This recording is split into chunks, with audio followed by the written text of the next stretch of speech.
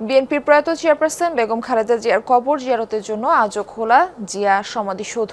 সেখানে রয়েছেন আমাদের সহকর্মী হাসিবুল করিম বিজয়। যাচ্ছি তার কাছে। বিজয়, আজকে সকাল থেকেই তো ঘন কুয়াশায় ঢাকা পুরো নগরী, তো সেখানে শ্রদ্ধা জানাতে আসা মানুষের সমাবেশ কেমন দেখছেন?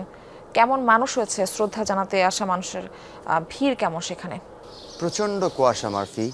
এই কুয়াশাতেও যেন বেগম জিয়ার মানুষের কোনো কমতি নেই, এমন কুয়াশা মরণ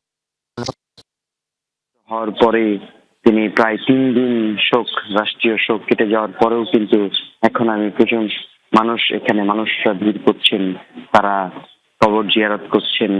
এমন একজন মানুষের সাথে আমি এখানে লক্ষ্য করতে পারলাম যে তিনি এসে এখানে কবর জিয়ারত করছেন এবং তিনি অশ্রুসিক্ত হয়ে গেছেন। এখানে এখনো যে কবরে শায়িত আছেন বেগম খালেদা জিয়া, তার সেখানে এখনো যে ফুলের শুভেচ্ছা জানানো হচ্ছে, এমন দৃশ্য আমরা এখনো দেখতে পাচ্ছি। পাশে কিন্তু কোরআন তেলাওয়াত করা হচ্ছে এবং প্রচন্ড কুয়াশাতেও কিন্তু মানুষজন আসছেন, অনেকেই আসছেন।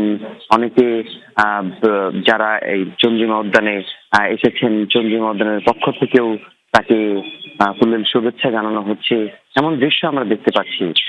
মাকে যদি বলি যে আপসহীন নেত্রী হিসেবে তিনি আখ্যায়িত ছিলেন, বাংলাদেশের রাজনীতিতে আপসহীন নেত্রী হিসেবে উপাধি পেয়েছেন তিনি এবং জীবনের পরম সত্যের কাছে তিনি আত্মসমর্পণ করেছেন।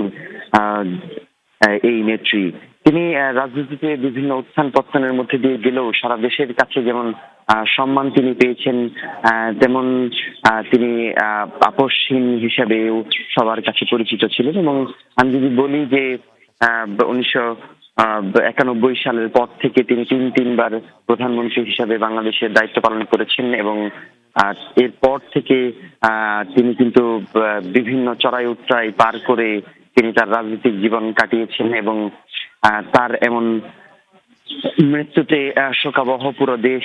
রাষ্ট্রীয় 3 দিনের শোক কেটে গেলেও কিন্তু এখন পর্যন্ত কাটেনি সাধারণ মানুষের জীবনে শোক। অনেকেই যারা নেতাকর্মী রয়েছেন তারা আসছেন এবং আজকেও সারাদিন বিভিন্ন কর্মসূচি রয়েছে। বিভিন্ন দলের পক্ষ থেকে, রাজনৈতিক দলের পক্ষ থেকে তাকে সম্মান জানানো হবে, এমনটাও আমরা জানতে পেরেছি। পরবর্তীতে আসলে যারা আসবে সম্মান জানাতে, যেহেতু শীতের সকাল, প্রচণ্ড কুয়াশা, এখনো মানুষের উপস্থিতি কিছুটা কম আমি লক্ষ্য করতে পারছি। তবে বেলা গড়ার সাথে সাথে হয়তো মানুষ কিছুটা আরো বাড়বে, এমনটাই আমরা ধারণা করতে পারছি মারফি।